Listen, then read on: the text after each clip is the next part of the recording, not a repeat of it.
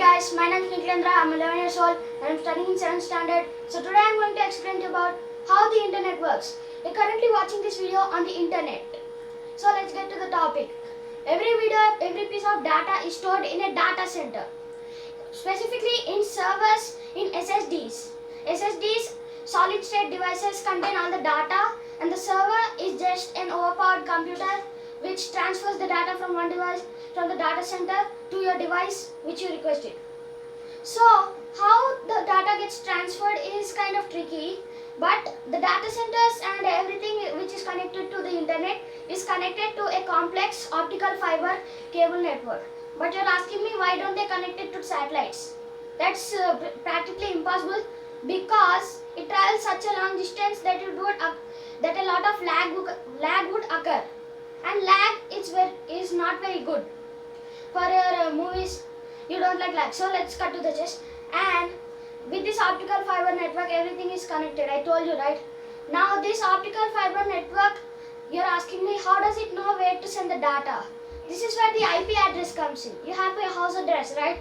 Or house number. The IP address is exactly like that. But to a device, it's a device unique address.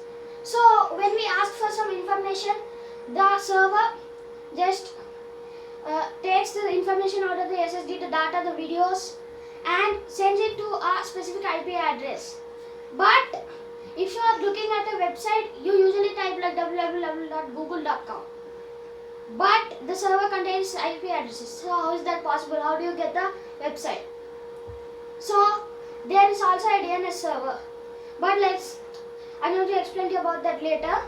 But this www.names so on is actually called a domain name. And if the domain names weren't invented, we had to remember all these IP addresses. That's why they invented the domain names. So we can just type the name and the corresponding IP address website will come. So you see, there's a DNS server. You might have heard of this, some people. The DNS server, it's like a phone book. So when you type the domain name, the browser sends the domain name to the DNS server, which in turn sends the IP address back to the browser, and then the browser sends it to the data center, to the specific server, and the server sends the information back. So to wrap this all up, you're searching for www.youtube.com. Just imagine, this is an example.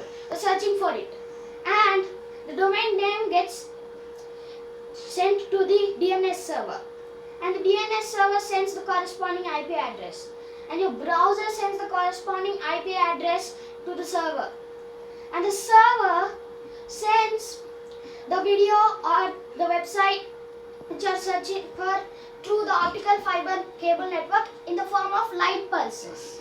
And these light pulses travel through the optical fiber cable network, which is mostly underground, and they travel thousands of miles to your router. But you might be asking me, how does cellular data work?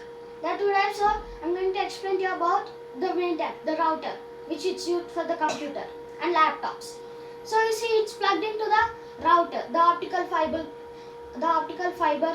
cable, and then these light pulses are converted into electric signals, and these electric signals get transferred to your computer or laptop which you are watching in the form, with the help of Ethernet cable, in the form of electric signals, and that's how you get the website.